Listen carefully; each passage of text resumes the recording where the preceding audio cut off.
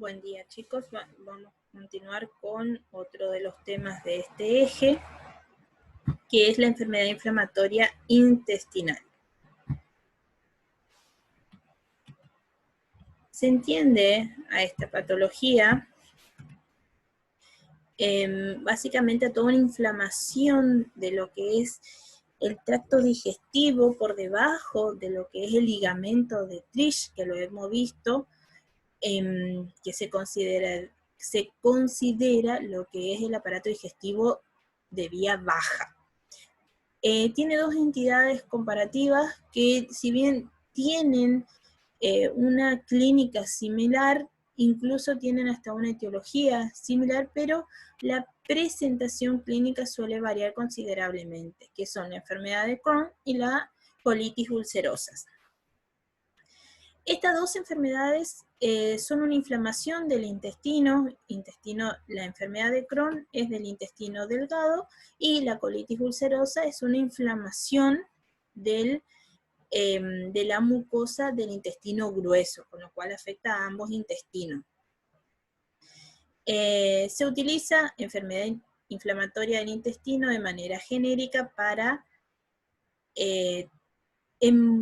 englobar a todas las enfermedades que afectan de manera inflamatoria y de tipo crónico, recurrente y que son de etiología desconocida, es decir, todas aquellas enfermedades que se presentan de manera crónica, recurrente, pero que no se conoce su causa aparente. Las más conocidas son la colitis ulcerosa y la enfermedad de Crohn, aunque hay otras donde se cursa una inflamación intestinal con manifestaciones clínicas similares, pero no las vamos a tratar acá por su escasez o incidencia muy baja en la población. Las más frecuentes son la colitis ulcerosa y la enfermedad de Crohn. La historia de la enfermedad de Crohn fue tratada por primera vez los signos y síntomas por el Dr. Crohn, Ginzburg, Gordon, Oppenheimer. Ellos publicaron una investigación sobre la clínica de esta enfermedad y que luego fue conocida como enfermedad de Crohn. Es una enfermedad muy relacionada a la colitis ulcerosa. Están dentro de lo que son las enfermedades inflamatorias gastrointestinales. La enfermedad de Crohn puede afectar cualquier zona del tracto digestivo, suele afectar a varios segmentos del tracto gastrointestinal, entre los que se hallan las zonas histológicamente normales. ¿Qué significa? Que dentro del tubo digestivo, desde el estómago o en cualquier parte del intestino delgado y grueso, encontramos zonas que están inflamadas con zonas intermedias en donde el tejido no está inflamado, está sano. Por eso suele ser bastante difícil y la presentación clínica es bastante variada porque no afecta un solo punto, sino que puede afectar largas extensiones del tubo digestivo, pero de manera entrecortada, es decir, en el medio hay tejido que está normal y sano y cumpliendo su función gastrointestinal. La afección, es decir, la incidencia de esto es transmural, es decir, que llega incluso al músculo liso, y la particularidad es la presencia de granulomas. En la colitis ulcerosa, es otra de las enfermedades, también es conocida como ileitis terminal, ileitis regional, terminal si afecta al ilio en su extremo proximal o en su extremo distal. Regional cuando ya abarca todo lo que es el ilio. Enteritis crónica cicatrizante, enteritis crónica ulcerativa, iliocolitis, pseudocáncer, granuloma infectivo, enfermedad de Combet-Crohn. Son todos sinónimos de la misma enfermedad que es colitis ulcerosa. Al igual que la enfermedad de Crohn, es una inflamación, en este caso como el nombre lo indica, del colon, o sea, ya casi específicamente de lo que es el intestino grueso, que puede llegar hasta el recto. Se extiende de manera proximal y continua, hay un infiltrado inflamatorio donde aparece una lámina dentro de la mucosa, alternando lo que es la mucosa del del colon con acumulación de neutrófilos, generando pequeños ascensos en lo que va de la mucosa, que puede ir desde lo proximal hasta el recto inclusive. Desde el punto de vista de la epidemiología, vamos a ver que la enfermedad de Crohn ha aumentado entre la década del 60-70 en comparación con la colitis ulcerosa. Se presenta 1 y 10 casos cada 100.000 habitantes, tiene 2 picos de incidencia máxima, una alrededor de los 20 años y otra alrededor de los 60. Es decir, que la enfermedad de Crohn tiende a aparecer en lo que es el adulto joven o directamente en lo que es el adulto mayor. Muchas de estas enfermedades, sobre todo la enfermedad de Crohn, se presenta en la ancianidad. El paciente comienza con trastornos alimenticios, suele alimentarse mal. Vamos a escuchar en nuestros pacientes con frecuencia de que ya no tolera las frituras, que ya no tolera alimentos con mucha grasa, y muchas veces no es que cambie el sabor o algo parecido, sino que está asociada a este tipo de enfermedad, pero que no presenta otra clínica llamativa, sino simplemente siente malestares que no necesariamente es dolor. Se presenta en ambos sexos de manera similar. Ahora, la colitis ulcerosa está un poco más desarrollada. Los estudios epidemiológicos se presenta entre 5 y 18 casos cada 100.000. Es característico de países del norte de Europa, Canadá y Estados Unidos. Tiene una incidencia máxima entre los 20 y 30 años, es decir, que es una enfermedad que afecta a la gente joven. Es similar en hombres y mujeres en Europa, pero en Canadá y Estados Unidos se presenta más en mujeres que en hombres. Para ambas patologías, es decir, la enfermedad de Crohn y la colitis ulcerosa, tienen los mismos factores genéticos, es decir, tener un familiar de primer grado que haya sufrido la enfermedad inflamatoria aumenta en mayor medida el riesgo de padecer esta enfermedad. Es decir, que si bien no es una enfermedad catalogada como hereditaria, sí se ha comprobado que pacientes que se diagnostican con enfermedad de Crohn o colitis ulcerosa tuvieron ya sea una mamá, un papá, un tío que presentaba la misma enfermedad. Vuelvo a repetir, no es una enfermedad hereditaria, pero el tener un familiar directo, tanto por lado de la madre como del padre, que haya presentado la enfermedad, aumenta la posibilidad que se presente en nosotros. Está asociada a otras enfermedades, donde también está inherente el factor genético. Probablemente no resulta suficiente por sí mismo para causar la enfermedad, es decir, el hecho de tener ese factor genético no significa que uno va a desarrollar la enfermedad, pero sí, si no tiene un determinado cuidado en las comidas, en la alimentación, en el peso, en el tipo de alimento que llevamos, es más que probable que esa persona desarrolle alguna de estas dos entidades, es decir, la enfermedad de Crohn o la colitis ulcerosa. También están presentes los factores ambientales, el tabaco, la dieta y los agentes infecciosos. Gastroenterocolitis a repetición está muy asociado a la enfermedad inflamatoria intestinal. ¿Por qué? Porque la mucosa se ve expuesta de manera constante a agentes infecciosos, sobre todo aquellas personas acostumbradas a un determinado tipo de alimentación o que viven en determinados ambientes donde la higiene no es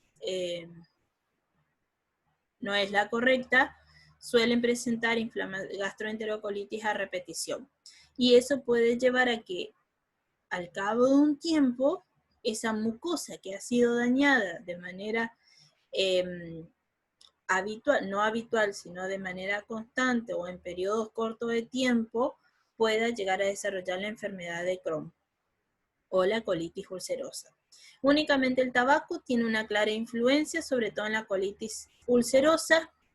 Tiende a aparecer en los fumadores, mientras que el tabaco aumenta el riesgo de padecer la enfermedad de Crohn. Es decir, que ambas se presentan en un tabaquista, pero la colitis ulcerosa tiene más chance de aparecer en un no tabaquista. Inicialmente, la patología o la fisiopatología de estas enfermedades se puede o no dar por un agente infeccioso que atraviesa la barrera intestinal generando una respuesta inflamatoria a estos individuos que son genéticamente susceptibles, es decir, que tenemos una carga genética para desarrollar una respuesta rápida a un agente infeccioso, a un agente agresivo y dar una respuesta inflamatoria.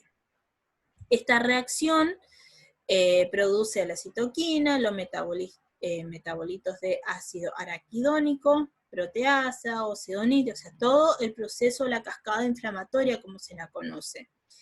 Esto puede dar el paso a la circulación sistémica de productos bacterianos, toxinas, porque al estar inflamado, esa zona está más permeable, o sea, no tiene esa selectividad, o sea, esa mucosa del intestino que está inflamada, ya no está cumpliendo su función correcta de seleccionar qué va a pasar al torrente sanguíneo y qué no, porque básicamente eso es la función del sistema gastrointestinal.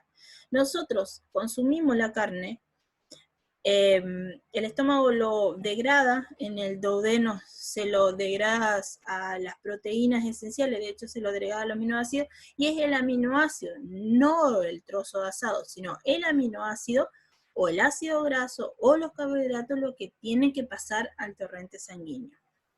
Si la mucosa del intestino está inflamada, esa selectividad se pierde y entonces pasan más aminoácidos de lo que deberían y ese desecho tóxico que debería seguir su recorrido hasta el intestino grueso y luego ser expulsado con las heces, termina pasando en esa barrera que está inflamada y más permeable al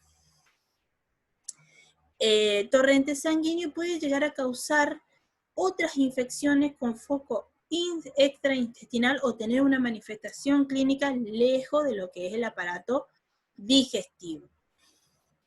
Desde el punto de vista histológico, en la enfermedad de Crohn hay una inflamación transmural y segmentaria, es decir, cuando habla de transmural está hablando que pasa la mucosa y llega al músculo liso. Las ulceraciones más características adoptan un aspecto serpenginoso. Otro patrón ulcerativo característico es la mucosa en desnivel, es decir, que cuando se le hace la endoscopía se ve una mucosa más inflamada que la otra y luego un tejido sano. Se generan criptas infiltrativas, que estas criptas no son nada más que elevaciones de esa mucosa inflamada, o sea, sobre elevación de esa mucosa inflamada donde se acumulan los agentes, en este caso los neutrófilos, agentes de defensa que terminan generando un absceso dentro del intestino, o en alguna porción del intestino, tanto delgado como grueso. En cuanto a la colitis ulcerosa, la mucosa afectada tiene un aspecto más granular e hiperémico, o sea, se ve esa mucosa no solo inflamada, sino que se le ve como pequeñas estructuras, granulomas, da la apariencia de tener una característica pastosa, no el característico liso que es de la mucosa, sino más bien áspera. La mucosa muestra un filtrado difuso de linfocitos, con congestión de capilares y venula, por eso dice hiperémico, se los ve bien rojo, rutilante, se ven las venulas, los capilares, y hay una fragilidad en la zona que puede llevar a un sangrado de la mucosa, por eso colitis ulcerosa. Está tan congestionado la zona donde se inflama, porque es otro proceso inflamatorio, pero a diferencia de la colitis, la enfermedad de Crohn, donde presentan franjas que parecen serpientes que están inflamadas incluso en desnivel, en la colitis ulcerosa es una placa, una sección del intestino delgado que presenta esa granulomas y esa característica de ver los capilares congestionados, y estos se pueden, con el simple paso de los electrolitos de algún desecho que tiene que pasar, o sea, el hecho de que pase la materia fecal por la zona puede llevar a que rompa esa mucosa y que ésta comience a sangrar. En la clínica, en la colitis ulcerosa hay diarrea, habitualmente sin sangre, puede presentarse fiebre, dolor abdominal de tipo cólico, astenia, pérdida del 10 al 20% del peso corporal por anorexia, diarrea y citofobia. Básicamente en la colitis, en la enfermedad de Crohn, el paciente tiene una motilidad muy rápida, con lo cual lleva a que tenga episodios de diarreas 2 o 3 en el día, pero como no son dolorosas, el paciente al principio no lo toma como algo negativo. Recién consulta cuando tiene fiebre o cuando hay dolor abdominal. Con la diarrea no suele consultar. Sin embargo, suele ser el primer síntoma que se presenta en la enfermedad de Crohn. Esta diarrea toma importancia, sobre todo en el adulto mayor, en aquellos pacientes de más de 60 años. ¿Por qué? Porque esos pacientes pueden deshidratarse, pueden perder demasiado líquido en los episodios de diarrea y terminan deshidratándose y llevando a otra patología o a otra complicación de la enfermedad. En cuanto a la colitis ulcerosa, es más insidioso, son episodios intermitentes, agudos, en algunas ocasiones se presenta diarrea, es decir, cuando insidioso significa que va lentamente y no se siente. Sin embargo, en esos episodios de reagudizaciones, el paciente siente un dolor abdominal intenso, que suele ser irradiado, es decir, del foco donde está se suele irradiar a todo el intestino y a toda la pared abdominal. Va a tener heces con moco, incluso con pus. Puede haber emisión de sangre, como decíamos, la misma materia fecal a pasar por esa mucosa hiperémica que está congestionada puede romper esa mucosa y causar un sangrado. Puede haber algunas patologías rectales, puede aparecer tenesmo y rectorragia. Rectorragia, estamos hablando de sangrados a través del recto de manera aguda y visible. El tenesmo es cuando la persona, tenesmo fecal, se denomina, disculpen, tenemos fecal, que es la sensación de ir de cuerpo, pero no poder hacerlo. Es decir, tiene la sensación, las ganas de ir de cuerpo, pero literalmente no hace nada cuando va al baño. En cuanto a los signos físicos, vamos a encontrar inflamación aguda o crónica, va a haber fibroestenótico y obstructivo, es decir, que esa inflamación se puede hacer tan grande que puede obstruir la luz del intestino, o penetrante y fistuloso es cuando esa inflamación de la pared en la colitis, en la enfermedad de Crohn, lleva a que las paredes inflamadas se adhieran entre sí y formen una fístula, ya sea con la misma asa del intestino, en caso de que estas inflamaciones estén en el intestino delgado, o con las otras estructuras, con el hígado, con el estómago, con el intestino grueso. Y esta es la presentación más grave porque estamos hablando de adhesiones entre paredes donde hay que intervenir quirúrgicamente al paciente para separarla. En muchos casos incluso hay que retirar el segmento inflamado por la enfermedad de Crohn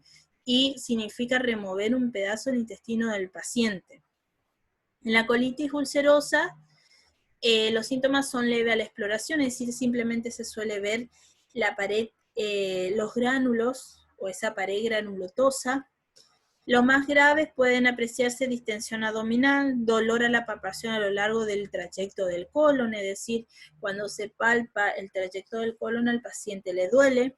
Más grave se detecta fiebre, taquicardia e incluso hipotensión.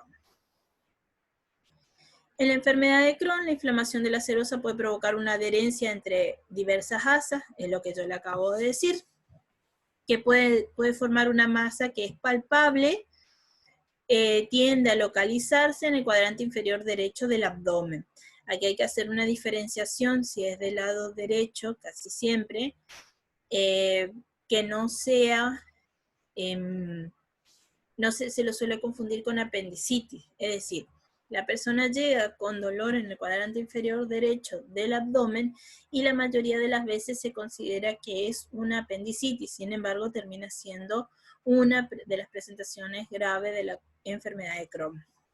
El dolor es de tipo cólico, con carácter suroclusivo, empeora tras la ingesta y mejora con las deposiciones. Y se localiza en la fosa ilíaca derecha, por eso suele confundirse con el apendicitis. En las manifestaciones intraintestinales, en ambas, es decir, tanto en la enfermedad de Crohn como en la colitis ulcerosa, tenemos las osteomusculares, la más frecuente es la artritis periférica, dermatológicas, donde el paciente presenta pigmentaciones, sobre todo ictéricas, es decir, esas pigmentaciones amarillas, pero que no es de todo el cuerpo. Eso es más frecuente en los adultos mayores que en la gente joven. Orales puede haber piodermitis vegetante, estomatitis aftosa, oculares uveitis anterior, conjuntivitis, renales nefrolitiasis, hepática colangititis esclerosante primaria y sistémica amiloidosis, complicaciones tromboembólicas. Indicadores que desfavorecen el pronóstico de la colitis ulcerosa. Que haya existencia de síntomas articulares. Una menor edad en el momento del diagnóstico, es decir, que tenga menos de 20 años. Una mayor gravedad del ataque inicial. Como había dicho anteriormente, este tipo de patología es insidioso, es decir, comienza con síntomas muy leves. Pero si esa fase inicial se presenta con signos clínicos muy patentes, muy fuertes, suele estar asociado a mal pronóstico. En un 10% de los casos puede haber cursar un trastorno fulminante del colon con dilatación y perforación. Esto se denomina megacolon, es cuando todo el colon está inflamado y de tan inflamado que está, se dilata y tiende a romperse y causar perforaciones o fístulas con los otros órganos, usualmente con el intestino delgado. Complicaciones, fisuras, fístulas y abscesos perianales. Megacolon tóxico, es menos frecuente en la enfermedad de Crohn. Riesgo más elevado de padecer cáncer colon rectal. Lamentablemente está muy asociado la presentación clínica de estas enfermedades con el posterior desarrollo de cáncer gastrointestinales. Es decir, que no significa que estas enfermedades causen cáncer, sino que se ha encontrado que en la mayoría de los pacientes que presentaron cáncer de colon tuvieron un antecedente clínico de colitis ulcerosa. Entonces, el hecho de padecer esta enfermedad aumenta el riesgo de desarrollar el cáncer. No lo causan, aumentan el riesgo de padecer el cáncer. Pueden causar hemorragia digestiva baja, masiva, es decir, que son las más importantes, perforación y obstrucción intestinal. Esto lo vamos a ver más adelante, pero esto es lo que pasa en una colitis ulcerosa donde existe, cuando ya es muy grave, y la inflamación viene de la parte interna a la externa y puede causar fisuras, fístulas y úlceras alrededor del ano o del perineo. Para llegar al diagnóstico se suele utilizar el laboratorio, se busca lo que es la proteína C reactiva, que suele indicarnos de que hay una inflamación en el aparato digestivo, cómo se encuentran los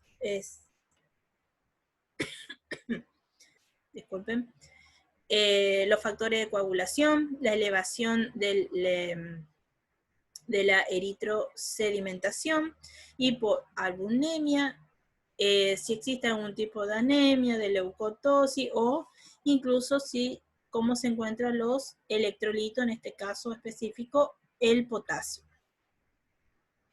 En la enfermedad de Crohn, fíjense cómo se ve en una radiografía, donde hay una inflamación y adhesión de las paredes, es frecuente la disminución de la luz del intestino, lo que da un nivel de la última Asia ideal, que da lugar al signo de la cuerda. Fíjense, aquí se ve cómo disminuye y da esa apariencia de cuerda en una radiografía. Esto es lo que se conocen como una colitis ulcerosa activa. Fíjense aquí las partes se están adheriendo entre sí, lo cual es de mal pronóstico.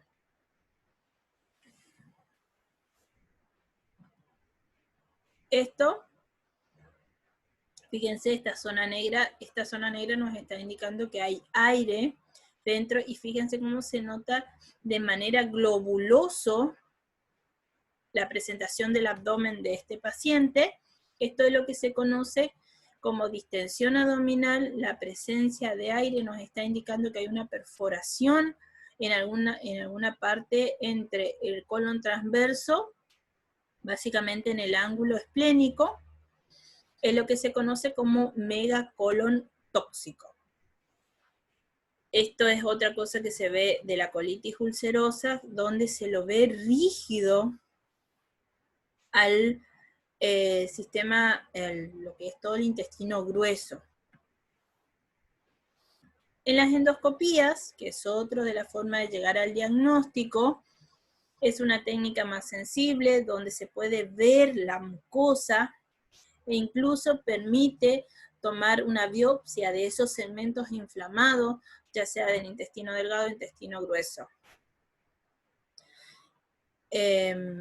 Casi siempre para una colitis ulcerosa, con una sigmoidoscopía, es decir, el hecho de que llegue la endoscopía solamente hasta el segmento sigmoideo ya es suficiente para el diagnóstico. Sin embargo, no sirve para una enfermedad de Crohn, porque esta suele presentarse a niveles más altos, es decir, a nivel del intestino delgado, con lo cual ahí ya hay que hacer una colonoscopía completa que llegue hasta el ilion o el yeyuno, e incluso para poder darnos una mayor información. Fíjense, esto es una colitis ulcerosa, se forman estas placas granulatosas que están hiperémicas. Fíjense cómo se ven tipo petequias. Todos estos son los vasos que están congestionados. Esto está muy sensible y a veces el mismo tránsito de la materia fecal puede hacer que se rompa y sangre. Aquí se lo ve como detalle.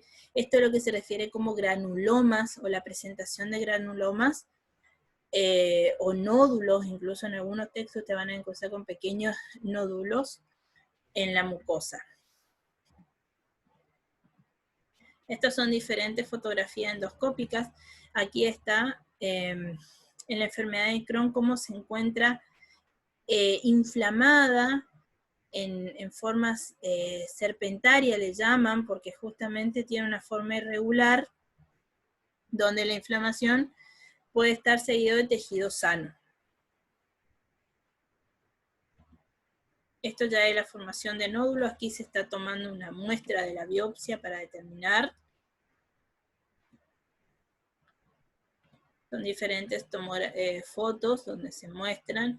Aquí arriba le explica más o menos en estas cosas. Aquí se ve patente lo que es los nódulos, que son y granulomas, que son estas estructuras blanquecinas. Esta es la zona hiperémica que decía, donde está congestionado los vasos sanguíneos, las arteriolas, las venulas, y esto es muy sensible, esta mucosa, y el mismo tránsito de la materia fecal puede hacer que esto sangre. Esto ya es una colitis ulcerosa, donde ya hay necrosis. Todo esto es tejido demasiado rojizo tirando a negro, ya es necrótico, hay edema de la mucosa, exudado y frialdad.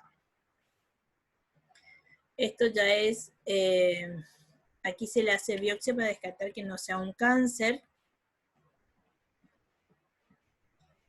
Y en cuanto al pronóstico, la colitis ulcerosa se relaciona con la mayor gravedad siempre y cuando la primera manifestación sea la más grave. el primer brote se le denomina, porque suele tener una pancolitis, es decir, que tiene una inflamación de todo el intestino grueso. Por eso es de mal pronóstico. La extensión de la enfermedad, mejor pronóstico en pacientes con el proceso limitado solamente al recto. Sin embargo, si la colitis ulcerosa se está dando sin modo descendente, transverso, ya es de mal pronóstico. La aparición de complicaciones como el megacolon tóxico tiene una mortalidad hasta el 25%. Una cuarta parte requiere una proctocolectomía en alguna etapa de su enfermedad. ¿Esto qué significa? Que la colitis ulcerosa suele llevar, si se complica, a una necrosis y del tejido, una inflamación demasiado que no responde al tratamiento. Entonces muchas veces se decide hacer un cortar esa parte y dejar descansar el intestino por 1 o 2 meses hasta que la inflamación baje, con lo cual una persona puede tener una ostomía, es decir, un abocamiento del tubo digestivo hacia afuera, con el correspondiente saco de colostomía, y defecar por ahí, y dejar el resto para que descanse y baje la inflamación. En caso de que una vez que la inflamación haya bajado y el tejido esté cercano a la normalidad, se suele volver a unir esos dos tramos de intestino grueso y el paciente vuelve a tener su tránsito normal. Pero muchas veces si es megacolon tóxico más necrosis del tejido, el abocamiento suele ser permanente y el resto del intestino se elimina porque ya no tiene recuperación. Pero usualmente la colitis ulcerosa tiende a hacerse una ostomía, dejar descansar el resto del trayecto, sobre todo si es en colon descendente, tiene mejores pronósticos. Se lo deja descansar por un mes, no un mes, a veces son 3 meses, 6 meses, 1 año, a veces más. Todo va a depender de cómo vaya ese segmento y si la inflamación disminuye. En cuanto a la enfermedad de Crohn, es menos favorable, tiene tendencia a la recurrencia, es decir, la persona sufre de episodios recurrentes de dolor, fiebre, malestar. Es el que mayor chance de presentar fistulaciones a través de las asas intestinales con adherencias. Casi siempre requiere cirugía para separar estos segmentos. La recurrencia de la enfermedad es muy frecuente, incluso después de la primera intervención quirúrgica. La enfermedad reaparece alrededor de la zona anastomosis. Significa que, como le había dicho un poquito más adelante, usualmente la enfermedad de Crohn lleva a la cirugía donde se remueve ese segmento que está inflamado y se vuelve a unir las dos partes de las asas intestinales, pero muchas veces la enfermedad reaparece ahí, donde justamente está la anastomosis, y esa es la más peligrosa, porque lleva a una segunda intervención quirúrgica, o peor, a que las adhesiones se separen y termine teniendo una perforación, una fístula, en donde antes estaba la incisión. La mortalidad es de alrededor del 10% en los primeros 10 años de seguimiento a la enfermedad. El tratamiento, glucocorticoides, obviamente para bajar la inflamación, lo más utilizado, prednisona y prednisolona, el aminosalicilatos, como la sulfasalicina, la valsalacina, algunos antibióticos si el origen de la inflamación es bacteriano, micótico, o se suele dar de un amplio espectro.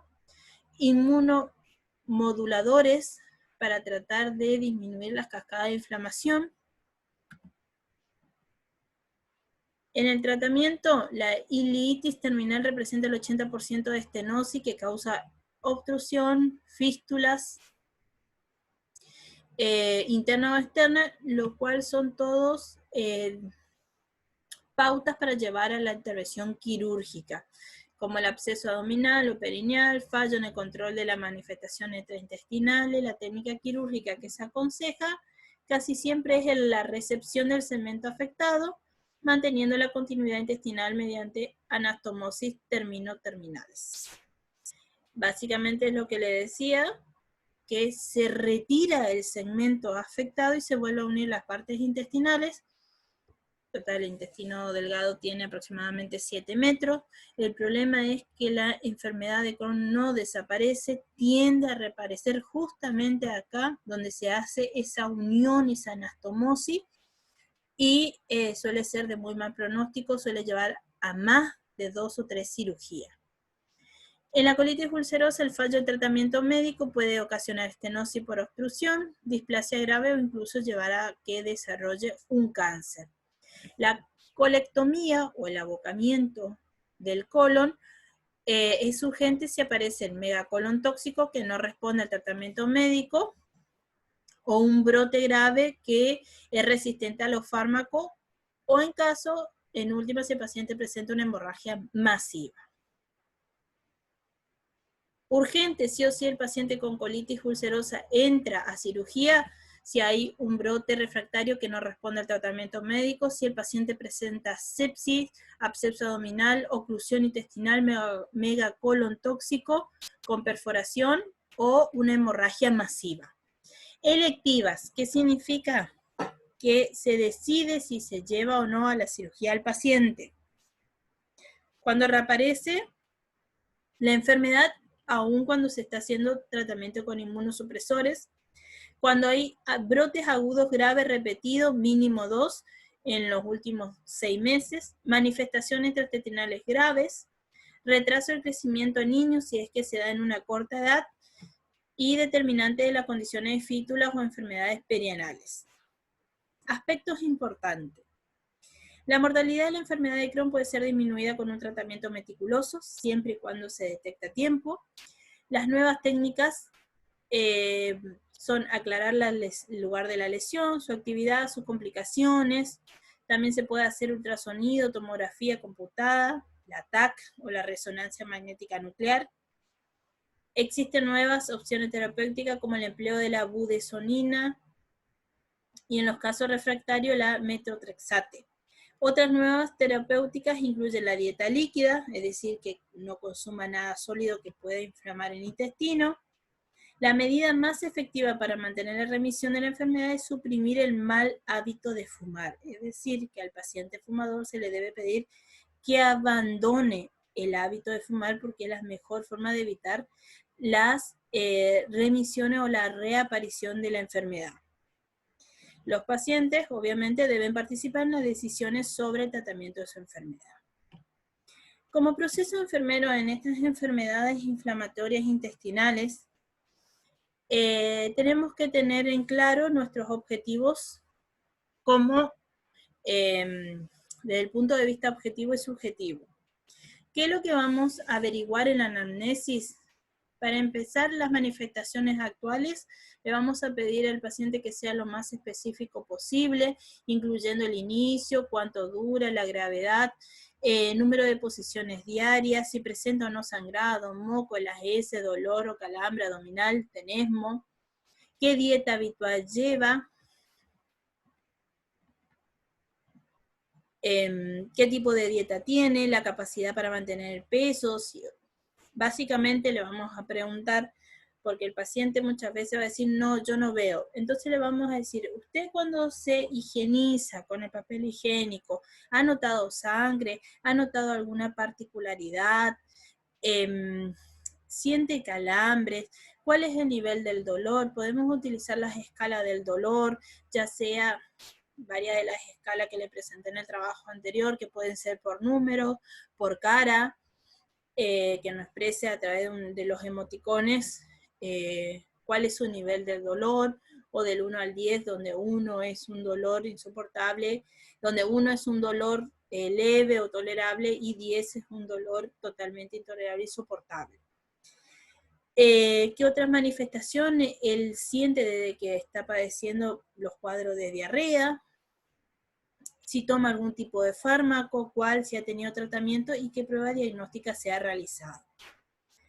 En la exploración física vamos obviamente control de peso, de los signos vitales, signos ortostáticos y de la temperatura, vamos a valorar el abdomen, su forma, su perímetro, si están presentes o no los ruidos hidroaudibles, vamos a palpar para detectar zonas sensibles o la presencia de alguna masa, vamos a ver qué tipo de cicatrices tiene, si coincide con los que nos manifestó de sus cirugías previas. Para el diagnóstico nosotros vamos a planificar, pero para eso vamos a tener en cuenta si la enfermedad es crónica o recurrente. Básicamente vamos a estar asociados a la diarrea y al trastorno de la imagen corporal. En caso grave, otro problema de primer orden es el deterioro nutricional. Entonces, algunos diagnósticos que podemos elaborar. Desequilibrio nutricional por defecto, es decir, que el paciente no puede ingerir los nutrientes que corresponde en relación con el deterioro de la absorción. ¿Por qué? Porque el intestino no cumple su función. Diarrea relacionada con inflamación intestinal. En realidad, diarrea es un término médico. Algunos docentes pueden tomarlo como un diagnóstico médico, con lo cual también puede ser evacuaciones líquidas, que es la respuesta humana que nosotros vemos. Riesgo de desequilibrio de volumen de líquidos, el paciente puede tener una hipovolemia. Riesgo de deterioro de la integridad tisular, sobre todo en la parte anorrectal, o en caso de que tenga una ileostomía, es decir, un abocamiento del ilio, también puede tener el riesgo de que se infecte esa zona. Dolor agudo relacionado con la intervención quirúrgica si es que es sometido a tal. Riesgo de disfunción sexual debido a la ileostomía, esto ya es un poquito más específico, sobre todo en el hombre, en caso de que tengamos un paciente así. Teniendo en cuenta estos diagnósticos, algunos resultados esperados, ejemplos de resultados esperados, chicos, esto es lo que ustedes pueden ver, obviamente ustedes pueden hacer otros totalmente distintos. Recuperación de la dieta indicada a los 5 días de la intervención, eliminación fecal normal a través de la ileostomía temporal en caso de que se haya hecho la cirugía, mantenimiento del equilibrio líquido durante la intervención, demostración de que el paciente procede al adecuado autocuidado de la ostomía antes del alta. Como intervención en enfermería vamos a registrar la frecuencia, la cantidad y el color de las S. Vamos a controlar las constantes vitales cada 4 horas. Fíjense que acá coloqué yo hora. Si ustedes me colocan a mí control de constantes vitales solamente, eso ya está mal. No pasa a ser una intervención de enfermería, sino que es un trabajo de ustedes. Ustedes sí o sí deben controlar una vez por turno la constante vital de su paciente. Sin embargo, se transforma en una intervención de enfermería cuando ustedes me ponen un tiempo. En este caso, cada 4 horas, porque no hay un riesgo de la integridad por pérdida de volumen de líquido. Pesar diariamente al paciente y registrar su peso.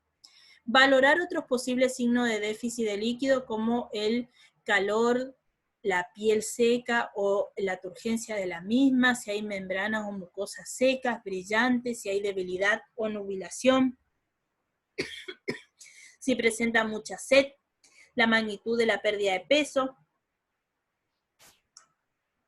por la diarrea, mantener el reposo el intestino del paciente, estableciendo que el paciente no tome nada por boca, limitando la ingesta oral de nutrientes según esté o no esté indicado por el médico. Pues, ustedes van a encontrar en la carpeta del paciente que dice restringido alimentación vía oral. Es decir, que el paciente no puede ingerir nada por vía oral y nosotros le tenemos que explicar que esta indicación del médico se debe a que se intenta mantener en reposo su intestino hasta que disminuya la inflamación. Muchas veces la pregunta asociada a esto del paciente, ¿y yo qué voy a comer? ¿O cómo me voy a alimentar? Ahí le vamos a explicar muchas veces, se le suele dar en este tipo de enfermedades una alimentación parenteral, es decir, le tenemos que explicar que una de las vías le estamos alimentando a través directamente de su vena, es decir, que su cuerpo va a recibir los nutrientes. Él no lo va a colocar por la boca, pero el cuerpo lo va a recibir. Administrar fármacos antidiarreicos, antiinflamatorios si está indicado. Analizar las modificaciones de la dieta relacionadas con el estudio nutricional, sobre todo en pacientes que se van a realizar la ileostomía. Explicar la importancia de mantener una ingesta líquida elevada y detectar los signos de deshidratación. Nosotros le vamos a tener que explicar no solo que es importante que siempre tome agua, lo recomendado son 2 litros de agua por día. Aquí le tenemos que explicar que no es necesario que tome literalmente 2 litros de agua, porque eso es lo que cuesta mucho, sobre todo si el paciente es un adulto mayor. Cuesta mucho hacerlo entender que tiene que tomar 2 litros de agua. Por ahí explicarle que tomando una taza de leche, ella está ingiriendo 200 centímetros cúbicos de líquido, porque hablas de líquido, no de agua solamente, sino de líquido. Que en vez de comer una ensalada, se tome una sopa, por ejemplo, entonces ya está, una porción de sopa ya está adquiriendo aproximadamente 200 centímetros cúbicos de líquido, entonces no es solamente agua propiamente dicho. Entonces la perspectiva del paciente cambia mucho. Cuando uno le dice que esos 2000 o esos 2 litros de líquido puede estar incluido dentro de los alimentos, ya sea de desayuno, merienda, almuerzo, cena, el paciente se pone más receptivo y acepta el nuevo tratamiento. Y aunque él no se dé cuenta, al beber más, todo más líquido, está ingiriendo 2 litros, incluso un poquito más, porque si toma una taza de leche en la merienda, otra en el desayuno, en la merienda, ya está tomando 400 mililitros de líquido. Si se toma sopa en el almuerzo y en la cena, ya está adquiriendo otros 400 mililitros, ya tenemos 800 mililitros. Lo otro 1200 se puede ir representando o dividiendo a través de vaso con agua, porque esa sopa se va acompañando de otro líquido, no necesariamente agua. Así que hablarle de esa manera al paciente para que él entienda que la ingesta no es solamente de agua propiamente dicha, porque imponerle al paciente que se tome 2 litros de agua, muchas veces el paciente directamente se pone combativo y no los toma, porque no tolera el agua, no le gusta, no soporta tomar tanta agua, entonces llevarla de esa manera, que cambie su dieta a una ingesta mucho más líquida. Enseñar al paciente a vaciar y cambiar la bolsa de ostomía si corresponde. Enseñar al paciente a valorar el estoma y la piel circulante para ver, enseñarle qué es lo que le debe llamar la atención. Es decir, la presentación de tejido negruzco, la presentación de costra, el hecho de que haya picazón, que esté enrojecido, que vea secreciones de tipo verdosa, todos esos son signos que nosotros conocemos como signos de infección. Bueno, eso lo tenemos que enseñar a nosotros. A eso hace referencia cuando dice enseñar al paciente a valorar su estómago, es decir, que lo tiene que ver y analizar, no solamente a él, sino al familiar también. Explicar el tratamiento de bloqueo por alimento, es decir, por qué se le hace la ostomía y se deja descansar al intestino. Remitir al paciente a una organización de personas ostomizadas. Esto ayuda mucho en el manejo de la imagen corporal del individuo, porque muchas veces el paciente después de una ostomía tiende a entrar en un pozo depresivo, a encerrarse en la casa, no querer salir por miedo a que la bolsita se le rompa en un lugar público, de que la bolsita levante olor, ya sea en el transporte público o en la calle. Entonces ellos tienden a no salir, a quedarse encerrados en la casa, y eso es perjudicial, porque no debería ser así. El paciente debería hacer una vida normal después de la cirugía.